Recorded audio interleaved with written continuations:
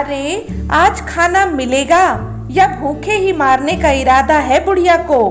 मालती जी खाट पर बैठे चिल्लाते हुए बहू से बोली, भाग्यवान, अब क्या खाना भी खुद नहीं निकाल सकती। बेचारी बहू अकेले क्या क्या करे। मोहन जी बोले, तुम चुप रहो जी, बेटे की शादी इसीलिए तो की थी कि बुढ़ापे में बहू का सुख मिले। बहू लाने का क्या मतलब जब खाना भी खुद से निकाल कर खाना पड़े।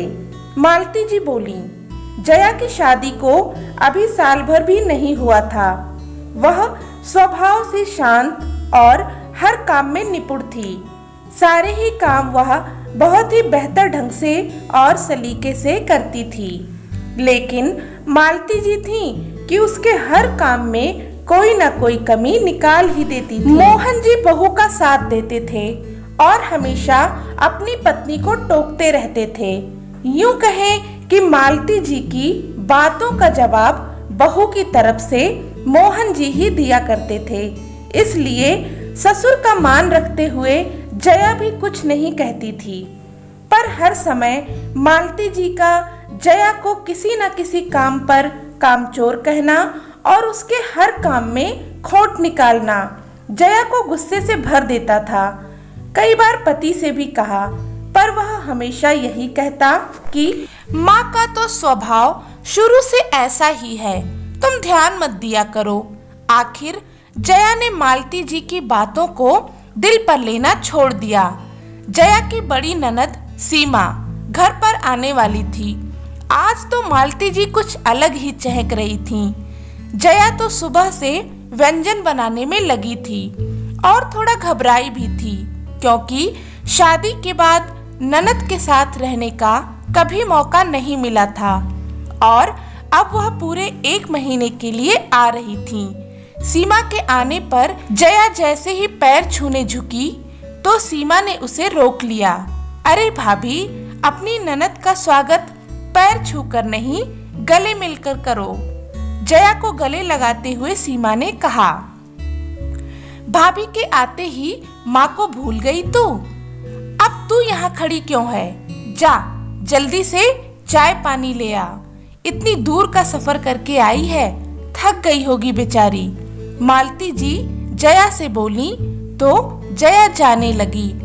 अरे भाभी, कोई जल्दी नहीं है, आप तो पहले मेरे पास बैठो। आपकी शादी में मैं जल्दी चली गई थी, पर इस बार पूरा 1 महीने के लिए आई हूँ तंग करने। दीदी, तंग कैसा, आप ही का तो घर है, इसी बहाने आपके साथ रहने का मौका मिल जाएगा। जया ने हंसते हुए कहा। सीमा के मिलनसार स्वभाव से जया का डर दूर हो गया। दोनों में खूब जमती, पर मालती जी को यह बुरा लगता। बेटी से हमेशा बहू की बुराई करती रहती। अरे बेटी, ऐसी कामचोर बहू मिली है कि क्या बताऊं। ना समय पर चाय देती है और ना खाना। 10 बार आवाज देने पर तो पानी लाती है। लेकिन सीमा समझदार थी। जया का स्वभाव और उसका कामकाज वह पूरे दिन अपनी आंखों से देख रही थी। मालती जी का हर वक्त बहू को भला बुरा कहना और उसके काम में कमी निकालकर उसे कामचोर कहना सीमा को भी अच्छा नहीं लगता। कई बार तो मालती जी सीमा के सामने जया पर चिल्ला देती। अगर सीमा कभी जया की मदद करती तो मालती जी जया पर गुस्सा करती। कितने समय बाद मेरी बेटी मायके आई है और तू यहाँ इसे काम में लगाए रखती है। यह सब देख सीमा ने सोच लिया कि माँ को सुधारना पड़ेगा। एक रोज सीमा ने माँ से कहा, माँ, मुझे कल वापस जाना होगा। अरे, अभी तुझे आए 10 दिन भी नहीं हुए और अभी से जाना है? हाँ माँ, कल सासू माँ का फोन आया था, ज्यादा काम नहीं होता उनसे, तो मुझे वापस बुला रही हैं। अरे, यह क्या बात हुई कि काम नहीं होता? बहू कोई नौकरानी है क्या? मालती जी बोली। मैं सब जानती हूँ, यह सब सासों की चाल होती है बहुओं को परेशान करने के लिए। बहू के आने के बाद कोई भी सास काम नहीं करना चाहती, बैठे बैठे बिस्तर पर चाय पानी मिलना चाहिए। तो बोल दे मैं नहीं आ सकती। मालती जी ने कहा तो सीमा उन्हें गौर से देखने लगी। अनजाने में मालती जी ने अपना ही स्वभाव बता दिया था। जया को पास खड़ी देख मालती जी सकपका गईं कि उन्होंने ये क्या बोल दिया। सीमा बोली, यही तो मैं कह रही हूँ माँ, बहू के आने पर सास एक कप चाय भी नहीं बना सकती।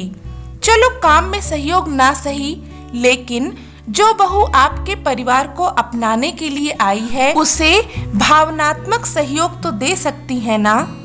कोई भी लड़की ससुराल में काम की वजह से दुखी नहीं होती, वह दुखी होती है तो ससुराल में उसके प्रति किए गए व्यवहार से। आप जया भाभी को हमेशा इतना कुछ कहती हैं, लेकिन उन्होंने कभी पलटकर आपको जवाब नहीं दिया, क्योंकि वह आपका आदर सम्मान करती हैं। तो आपको भी चाहिए कि आप उन्हें भावनात्मक सहयोग देकर उन्हें पूरी तरह से अपना लें। सीमा की बातें सुनकर दोनों की आंखें भर आईं, लेकिन फर्क सिर्फ इतना था कि मालती जी की आंखों में पश्चाताप के आंसू थे और जया की आंखों में सीमा जैसी हमदर्द मिलने की खुशी के आंसू।